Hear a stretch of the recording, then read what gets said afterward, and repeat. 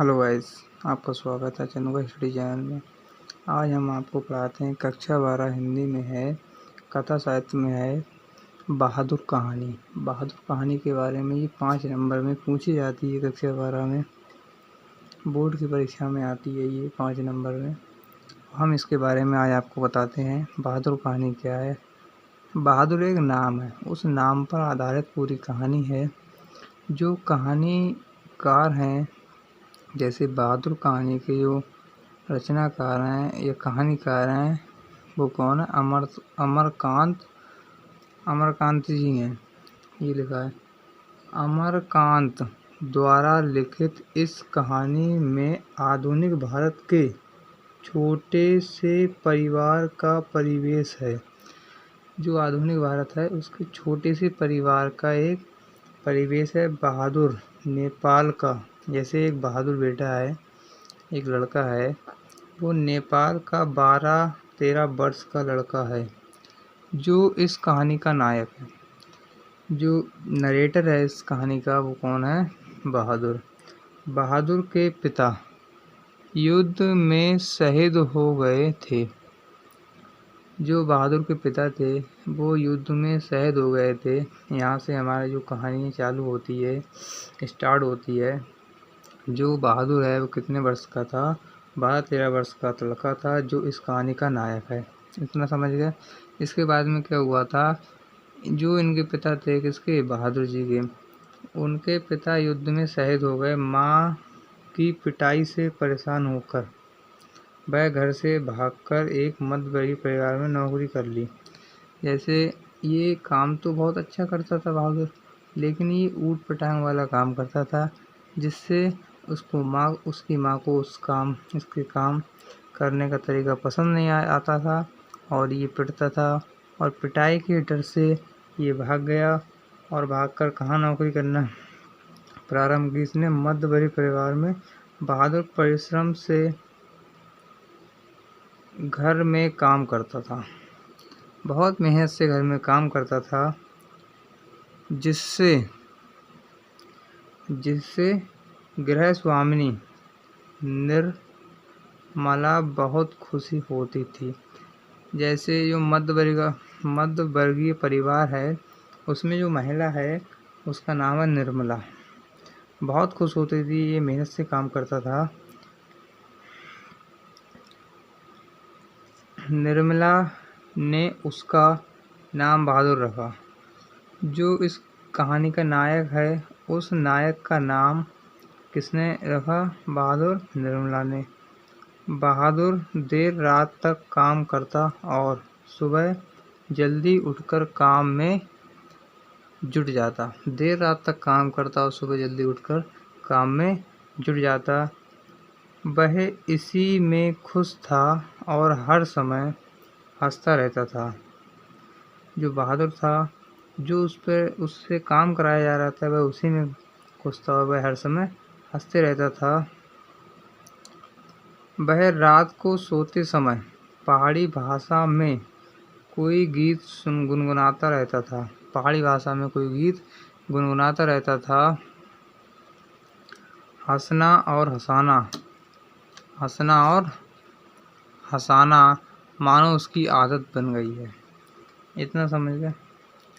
जो बहादुर था, उसके पिता की मृत्यु हो गई थी और माता की पिटाई की डर की वजह से वह भागकर एक मध्यवर्गीय परिवार में नौकरी करना प्रारंभ कर दिया। बहुत मेहनत से वह नौकरी करता था, काम करता था, और जिस घर में ये काम करता था उस घर की जो मालकिन थी, इसका नाम क्या था?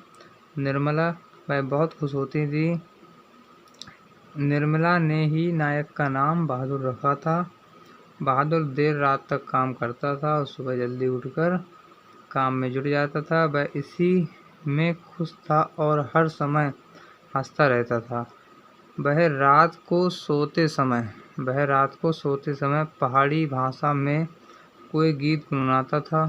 रात को सोते समय पहाड़ी भाषा में कोई गीत गुनगुनाता। हंसना हंसाना मानो कि उसकी आदत बन गई है। यहाँ पर किशोर आया। किशोर कौन है? किशोर निर्मला का उद्दंड बेटा था। जो निर्मला है गृह स्वामिनी, उसका बेटा था किशोर। वह भी बहुत घमंडी था और उद्दंड था। उसने अपने सारे काम बहादुर को सौंप दिए। जितने भी काम वो करता था अब कौन करता है, 12-13 साल का बच्चा बहादुर करता है। किशोर ने उसको सब काम सौंप दिया। यदि बहादुर से उसके काम में तनिक सी असावधानी होती थी, जैसे बहादुर किशोर का काम करता था, यदि बहादुर से कोई गलती हो जाती थी, तनिक सी असावधानी का मतलब कोई छोटी सी गलती हो जाए तो उसकी पिटाई वह करता। कौन करता? किशोर उसकी पिटाई करता। पिटकर बहादुर एक कोने में चुपचाप खड़ा हो जाता और वह पिटकर एक कोने में बेचारा चुपचाप खड़ा हो जाता और कुछ देर बाद बहादुर फिर से काम करने लगा और कुछ देर बाद वह फिर से काम करना शुरू कर देता है। मारपीट और गालियों के कारण बहादुर से गलतियां और भूलें अधिक होने लगी। जब उसे मारोगे पीटोगे तो भाई गलतियां तो होंगी ही, और मार पीटने से गलतियां और भूलें अधिक होने लगी।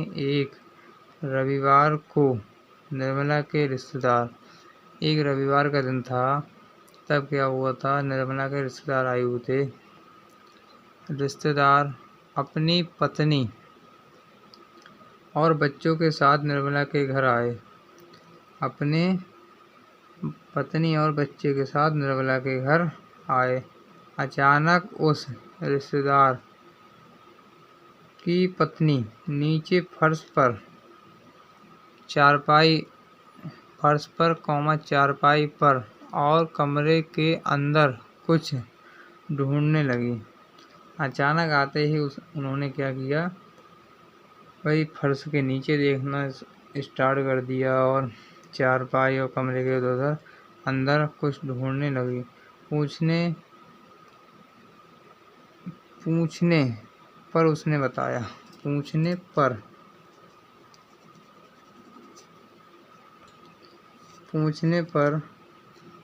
बताया कि उसके 11 रुपये खो गए हैं। जो उसके रिश्तेदार आए थे, उस रिश्तेदार की पत्नी के 11 रुपये खो गए थे, जो उसने चारपाई पर निकाल कर रखे थे। भाई उसी ने चारपाई पर निकाल कर रखे थे और वही ढूंढना स्टार्ट कर दिया जैसे कोई ले गया हो उसके रुपये। इसके बाद घर के सभी लोग बहादुर पर ही संदेह करने लगे। इसके बाद क्या हुआ, जैसे उसने चारपाई पर रुपये रखे तो वो समझे, सब पूरा घर यही समझा कि ये रुपये जिसने भी लिए हैं वो कौन है, बहादुर ने लिए होंगे ये रुपये या चुराए होंगे। बहादुर ने रुपये उठा लेने से इनकार कर दिया। उसने क्या कहा, रुपये उठा लेने से इनकार कर दिया। सभी ने खूब पीटा और पुलिस के सुपुर्द मतलब बुलाने की धमकी दी। पुलिस को बुलाने की धमकी दी थी। सब सोच रहे थे कि पिटाई के डर से वह अपना अपराध स्वीकार कर लेगा, किंतु जब उसने रुपये लिए ही नहीं तो वह कैसे कहता कि रुपये उसने उठाए थे। जब उसने रुपये लिए ही नहीं थे तो वह कैसे कह देता कि रुपये उसने उठाए थे। उस दिन से बहादुर बहुत ही खिन्न रहने लगा। ये बताइए, जिस व्यक्ति ने चोरी की ही नहीं हो और उस पर ही चोरी का इल्जाम लगाया जा रहा है तो क्या हो सकता है उसका परिणाम। अब हम आगे देखते हैं। एक दिन दोपहर को अपना सभी सामान छोड़कर वह घर से चला गया। कौन? उसने, जैसे वह खिन्न बैठा हुआ था आराम से, और एक दिन उसने क्या किया था कि वह अपना सब सामान छोड़कर चला गया। निर्मला के पति शाम को जब दफ्तर या ऑफिस से लौटे तो उन्हें पता चला कि बहादुर अपना सामान छोड़कर घर से चला गया। जब उसके पति दफ्तर से लौटे तो उन्हें पता चला कि जो बहादुर है वो अपना सामान छोड़कर घर से चला गया है। निर्मला और उसके पति, ये पति है ठीक, और किशोर को उसकी ईमानदारी पर विश्वास हो गया। इन सब पर बाद में विश्वास हुआ जब वो घर छोड़कर चला गया कि इसने पैसे नहीं चुराए हैं। उन्होंने सोचा कि रिश्तेदारों के रुपए भी उसने नहीं चुराए थे। बात आगे देखो, उसने रिश्तेदार के रुपए भी नहीं चुराए थे। घर के सभी सदस्य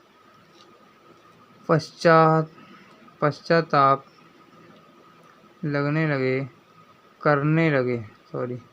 घर के सभी सदस्य पश्चाताप करने लगे।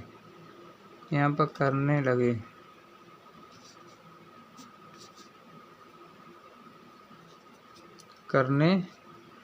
लगे, लेकिन अब तो बहादुर चला गया। सभी सदस्य जितने थे घर के वो पश्चाताप करने लगे और वह तो घर छोड़कर चला गया। बस उसकी यादें ही शेष रह गई थी। बहादुर निर्धन तो था, मतलब वह गरीब तो था, पर स्वामी और सहनशीलता उसमें कूट कूट कर भरी थी। वह गरीब तो था लेकिन उसमें कैरेक्टर भी था। आई होप आपको ये वीडियो पसंद आया होगा। यदि आपको ये वीडियो की जो कहानी है अच्छी लगी तो हमारे चैनल पर नए हो तो हमारे चैनल को सब्सक्राइब कीजिए और बेल आइकन को प्रेस कीजिए और वीडियो को ज़रूर लाइक कीजिए। धन्यवाद। हम अगले वीडियो के साथ मिलते हैं।